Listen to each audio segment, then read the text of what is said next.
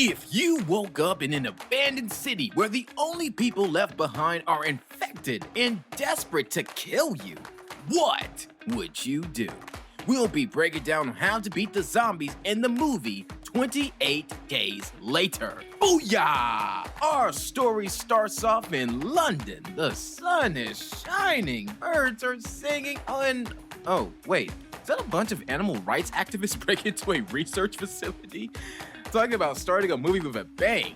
These animal-loving rebels are on a mission to free some chimps, but little do they know, they're about to unleash a virus more contagious than COVID. Before you can say banana, the rage virus goes viral, spreading like rumors in high school. The infected becomes ravaging lunatics, scarier than a room full of clowns at midnight. No, seriously, this virus turns people into raging, brain-munching maniacs, which is just fabulous, isn't it? 28 days later, we find our boy Jim, who's a courier, and he suddenly wakes up from a coma. Jim steps outside and sees that London is now a ghost town, and not the fun, spooky kind either. Confused and terrified, he explores the desolate streets, finding abandoned cars, decaying corpses, and eerie silence. He eventually discovers an empty church filled with dead bodies. Here, Jim encounters the first signs of the infected when a priest suddenly appears, exhibiting signs of rage and aggression. Terrified, Jim escapes the church and runs into two survivors, Selena and Mark, who rescue him from the infected priest. They blow up a gas station in order to distract the zombies while taking him with them. Selena and Mark take Jim to their hideout in the London Underground. They tell him that the virus spread rapidly and caused a societal collapse. Jim learns that his parents killed themselves when he later visits their house. He also learns that the virus is spread through contact with infected blood or saliva. Together, they go on a journey to find safety, which is about as easy as trying to order the McRib at McDonald's when it's not McRib season. Seriously, why did they do that to us? With radio broadcasts giving them hope of a military shelter, they hit the road. But, in a world where even pigeons are scarier than a roller coaster ride, trust isn't something you can find in a vending machine. Every person they meet might be a potential zombie lunch, and it seems very unsafe to trust Mark and Selena. So, what do we do? Let's talk about the threat. They aren't your average slow, groaning zombies. Oh no, they're fast, agile, and starving, with a single bite enough to infect anyone. The virus spreads like lightning, and it's a race against time to avoid becoming one of the infected. Imagine running for your life with these terrifying creatures hot on your heels, their snarls echoing in your ears. It's a nail-biting test that will keep you on the edge of your seat. As much as we love Jim and his newfound buddies over here, they've made some mistakes that we can all learn from. If we were in their shoes, we'd take a different approach. First, if we woke up in a hospital with nobody else around, going into survival mode would be the best option. We'd start looking for supplies so that at least we'd have a full stomach before we die. Now, going for a can of Pepsi won't do us any good. We need something that'll actually replenish our health and keep us hydrated. Instead, we can opt for a regular water bottle. Or better yet, we could search for coconut water as it'll help detoxify our body by providing hydration and antioxidants, while also giving us a boost of an electrolyte. As we are out and about in the city, we found out that the city has actually been abandoned and everyone else that remained was infected. If it were us, we'd go back to the hospital and use it as our shelter until we learn more. Think about it, if we were unconscious for 28 days, without anyone biting our legs off, we can definitely survive if we stay there. I mean, this building has it all. If anyone attacked us, there are so many rooms and floors that we could use to take cover. Plus, with the vantage point, we can use it to scour over the city to keep an eye on things. Also, blowing up the gas station wasn't exactly a clever idea. The noise from the explosion might draw more attention and put our lives at greater risk. Now, since this is some kind of apocalypse, gas is an extremely valuable source here. Fuel has a lot of uses, whether as a weapon or as an energy supply for vehicles, generators, and powered equipment. London alone has nearly 1,000 gas stations. Every one of these stations need to be considered a resource to protect and defend, not for using them as smoke bombs. Selena and Mark explained to Jim that a highly contagious virus known as Rage has devastated the population, turning infected people into violent and bloodthirsty killers. To prove their point, they showed Jim a live infected dude all tied up. When that poor guy went berserk, Selena had to step in and put him out of his misery. Jim tells them about his parents, and they agreed to take him to their house the next day. When they go to their house, they find out that his parents had killed themselves. He sees a note in their hands and grabs it, only to find out that they left him in the hospital on purpose to keep him safe. Deciding to stick together, the gang headed to Jim's house, only to be ambushed by their infected neighbors. Things got ugly real fast. Poor Mark got bitten, and Selena took matters to her own hands, or should I say a hatchet, to stop the infection from spreading. While they killed the zombies, Selena decides to hack Mark into death. The next day, they walk outside. As they go back to the subway, they see lights in an apartment start to flash. They go inside the building, but they have to take a break. Jim has a sugar crash. Selena offers him some painkillers and soda. Of course, the infected can't resist crashing the party. Both Jim and Selena race up to the stairs on the top floor, where a guy in riot gear shows up and offers to help them. He fights off the infected, and they escape into the apartment. These two survivors are a father and daughter, Frank and Hannah.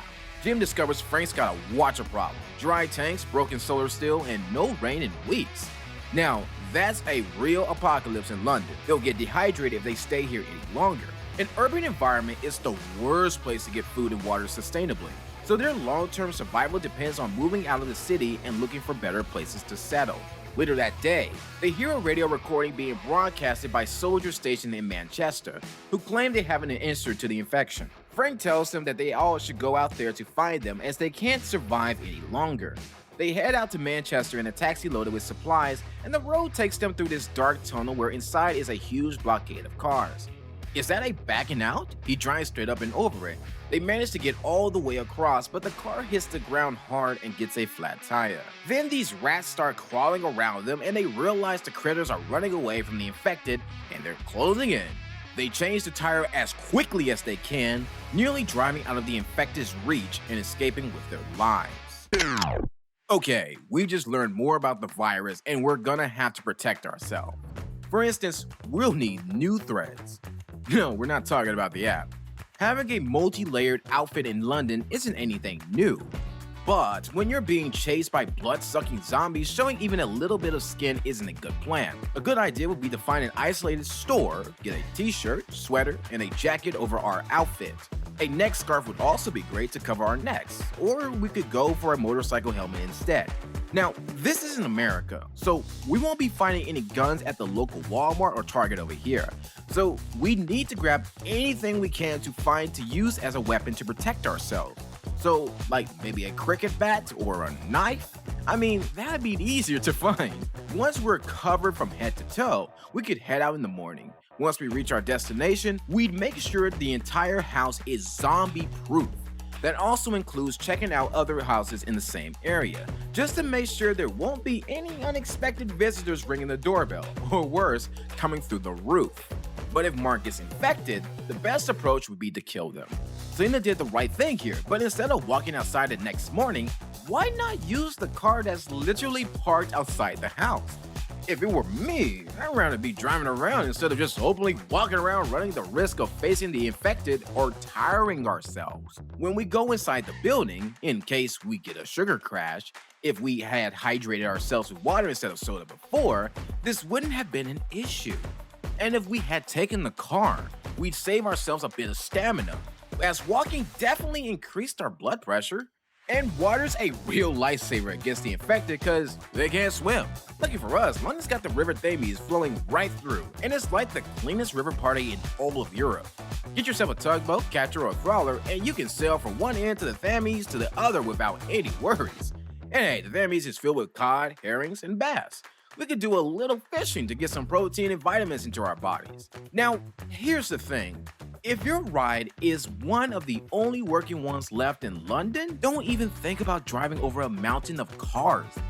Like, why would you want to ruin your perfectly working vehicle in the midst of a zombie apocalypse? Sure, we can handle a flat tire, but here's the catch. Most of us aren't mechanics. So maybe we'll stick to the roads and take the scenic route. But we actually be safe, or are we about to face our deaths? The group arrives at a well-stocked supermarket and goes on a shopping spree, taking everything they need for the long haul: foodstuffs, chocolates, a bottle of whiskey, and apples. They even offer to pay. They decide to siphon petrol from a tanker truck, but Jim sneaks to the nearby diner alone, breaking like half of the rules for survival in the process. Inside, he finds a bunch of dead bodies and an infected kid, whom he then beats to death. After getting a jerry can, they continue to drive to Manchester. They have a rest in the countryside and set up camp. But that night, they have trouble sleeping and find out that Selena here was a pharmacist who's got a lot of drugs. She hands them some sleeping pills. They continue their way, but arrive to find that the city of Manchester is burning, and there's no one waiting at the blockade. The father goes looking for some soldiers, and this is the last thing he'll ever do as a drop of infected blood falls into his eyes and he contracts the virus. He starts to turn, and Jim here steps up to finish him, but suddenly the father gets shot to death by soldiers that come out of hiding.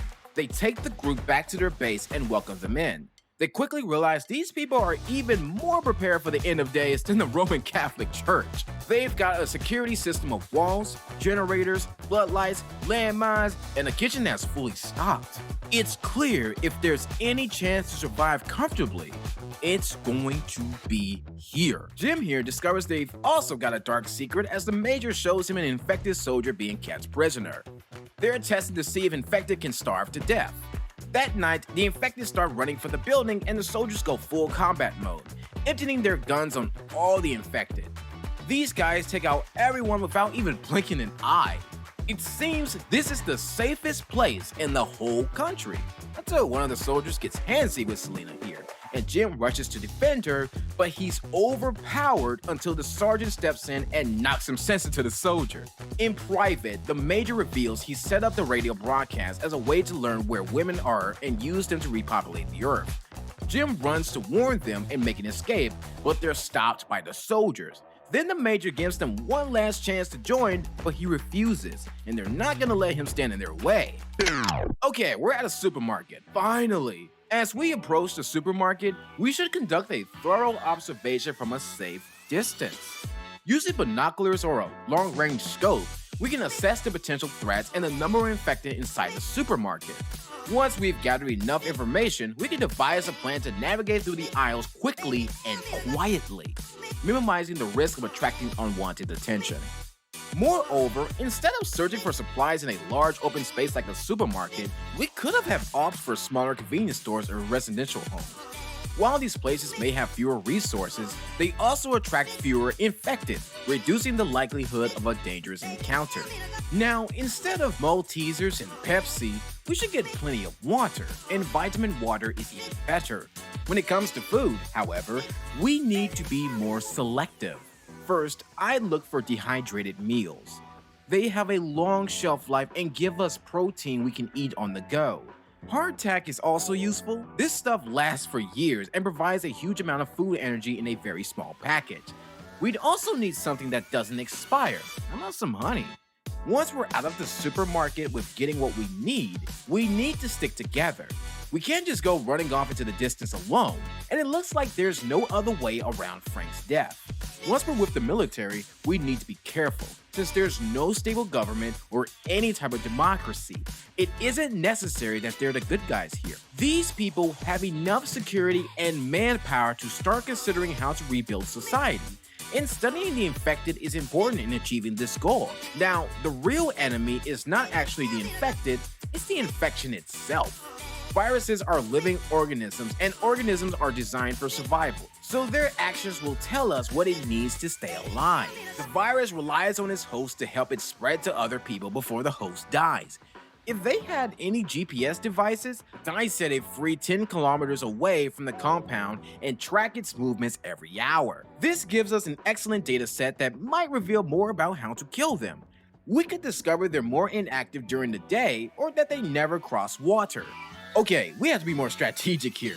Running around the mansion and announcing your escape is not gonna help. We need to play this under the radar and buy ourselves time to make a better plan.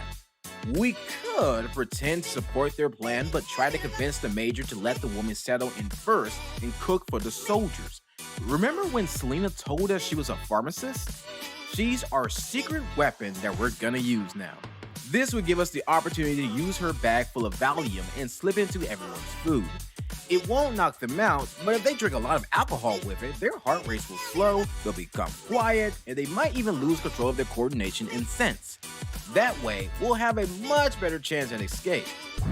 The next day, they find themselves in the jaws of dangers as they're dragged to the forest for an execution. But hey, just before things get serious, a soldier decides to have a little fun. Suddenly, things take an unsuspected turn as a trigger-happy soldier shoots the sergeant. The other soldier isn't too pleased, but amidst the confusion, our protagonist, Jim, seizes the opportunity and makes an escape, leaving everyone scratching their heads. Hiding among the dead bodies like a ninja, Jim gives the slip to his pursuers and escapes over the wall to safety. You can almost hear the Mission Impossible theme playing in the background as he dashes through the forest. But wait, what's that up in the sky? It's a plane! But Jim has his priorities straight. He knows he has to rescue the damsel in distress back at the mansion. Meanwhile, Selena hatches a genius plan to take down the soldiers by drugging them. Now, that's some quick thinking right there. Now, just when things seem to be settling down, an alarm goes off, and the drama escalates. Jim plays a mastermind trick, luring the soldiers outside. A military jeep chase continues through the forest, and Jim pulls off a jaw-dropping ambush. The infected start popping up like daisies in a haunted garden, and Jim realizes he needs to hightail it back to the mansion. After some suspenseful cat-and-mouse moments, he finally returns, setting an infected soldier free like he's opening a Pandora's box. The chaos unfolds, and in the classic horror movie style, the infected soldier goes on a rampage, causing panic and screams. A bunch of soldiers stand there cluelessly as the infected man creeps up behind them, all while the women make a run for it. But the soldiers split, with one taking the ladies upstairs. The infected are on the loose, and we're stuck in this dangerous house. Our plan to take out the guards worked like a charm. But now we've got a new challenge. The women need a safe hideout, a place where the soldiers won't sniff them out and the infected won't have a chance to party with them. And guess what? We found the perfect spot, the guard post up on the roof. The guard post is like a magical treehouse, only accessible by a ladder. So once we pull that ladder up, those infected fiends won't have a chance in the world to climb up and ruin the party. The infected dude clears the house and stumbles his way out. Another soldier comes to finish him off, but surprise, surprise, he gets ambushed by yet another infected. Poor guy didn't see that coming. The infected are getting closer, and we can't let them lay a finger on the ladies. Once we spot Selena being dragged away by a soldier, we need to take him down. Once he's out, we need to make a run for it. But we can't let our guard down just yet. We didn't come all this way to lose at the finish line. The Major is still out there and he's probably trying to kill us all. If it were me, I'd be extremely cautious. Instead of rushing inside the cab, we take a quick glance at our surroundings and then check the back of our car and the trunk. If we do a proper check, we'd see the Major right there and we can take him down. From there on, we'd speed away from the haunted house. In the English countryside, Jim here has recovered from his bold wound. When he goes downstairs, the girl comes in and tells them something is coming and they rush out. They take this giant sheet of cloth out into a field and lay it down as a plane flies by, seeing their signal for help. Let's hope they're also not looking to use women as sex slaves. But if you were Jim, what would you have done? Leave your comments down below. Booyah!